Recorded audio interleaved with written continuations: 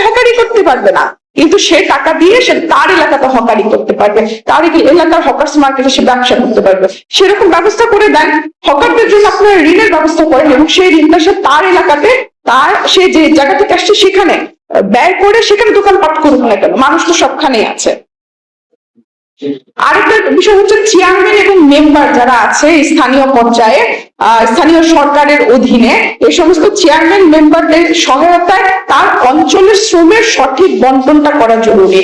অর্থাৎ তার অঞ্চলে কোথায়, অঞ্চলে কিন্তু ওই আপনার ওই ট্রাক্টর যে চালায় তার জন্য একটা লোক রাখতে হবে, আপনার যে ধান কাটবে তার জন্য একটা লোক রাখা লাগবে, আপনার যে হচ্ছে মানে কৃষির যে সমস্ত কাজগুলো আছে ওই জায়গাগুলোতে লোক রাখা লাগবে, সেই সাথে কিন্তু টেকনিশিয়ানও লাগবে।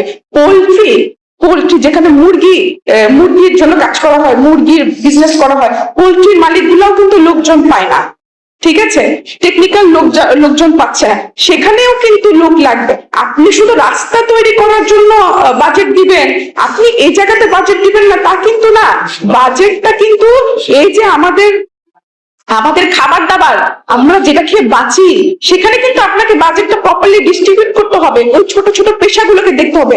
আপনারা শুধু হকারকে নিয়ে খুব ব্যস্ত, কৃষিকে নিয়ে কেন আমাদের সরকার এত ব্যস্ত হতে পারছে না, এটা হচ্ছে আমার প্রশ্ন। এরপরে আরেকটা কথা হচ্ছে যে আমি কিন্তু চেয়ারম্যান মেম্বারদের বিষয়টা বললাম, আরেকটা বিষয় হচ্ছে কে কোন কাজে ঢাকায় আসতে চাচ্ছে, গ্রাম থেকে কে কোন কাজে ঢাকায় আসতে চাচ্ছে সেটার একটা ছাড়পত্রের ব্যবস্থা করা, যে আমি ঢাকায় যাচ্ছি, আমি কোন কাজে ঢাকায় যাচ্ছি। আপনি উন্নত দেশে দেখেন, আমেরিকাতে দেখেন, আপনি ইংল্যান্ডে দেখেন, ওরা এক স্টেটের মানুষ কিন্তু অন্য স্টেটে যায়, মন চাইলে দোকান খুলে বসে গেলাম, সম্ভব হয় না, সেখানে কিন্তু অনুমতি দিতে হয় এই জায়গা থেকে যাওয়ার এবং সেই জায়গায় যে কাজটি করার জন্য, দুই জায়গাতে আলাদা আলাদা ভাবে অনুমতি নিতে হয়।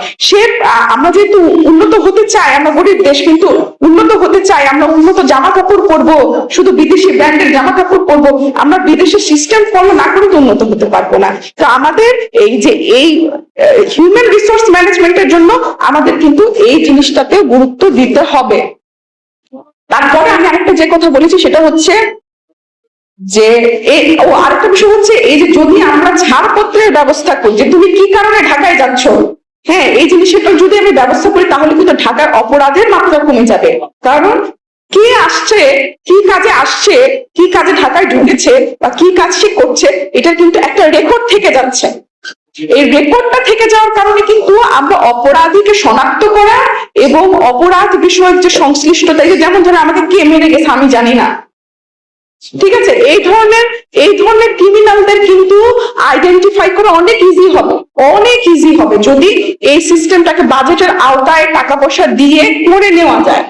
তারপরে আরেকটা বিষয় বলছি, সেটা হচ্ছে শহরে, আমি একটু আগে বলছি শহরে রাস্তা বানিয়ে আসলে যানজট নিরসন সম্ভব না, শহর উন্নয়ন সম্ভব না, আপনাকে কৃষি নিয়ে ভাবতে হবে।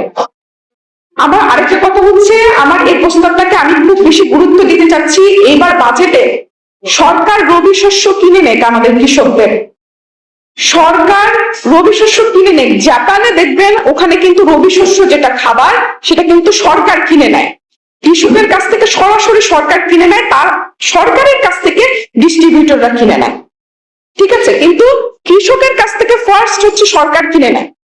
তাহলে যেটা হয় যে কৃষক সঠিক দামটা পায়। এখন আমার দেশে যদি কৃষক মরে যায়, কৃষক যদি, আপনারা দেখেন সিইও, সিএফও, ম্যানেজার, তাই না, এক্সিকিউটিভ, সিনিয়র এক্সিকিউটিভ, কতগুলো আপনাদের হচ্ছে আমাদের অর্গানোগ্রাম আছে কর্পোরেট জবে, তাই না, কিন্তু কৃষিকে আমরা কেন এরকম একটা টাইটেল দিতে পারি না? কৃষিতে এই ছেলেগুলো ওরা কেন গ্রাজুয়েশন আফটার গ্রাজুয়েশন, আপনারা এত ইউনিভার্সিটি খুলেছেন, গ্রাজুয়েশন আফটার গ্রাজুয়েশন ওরা কেন কৃষি থেকে পেশা হিসেবে নিতে চাচ্ছে না?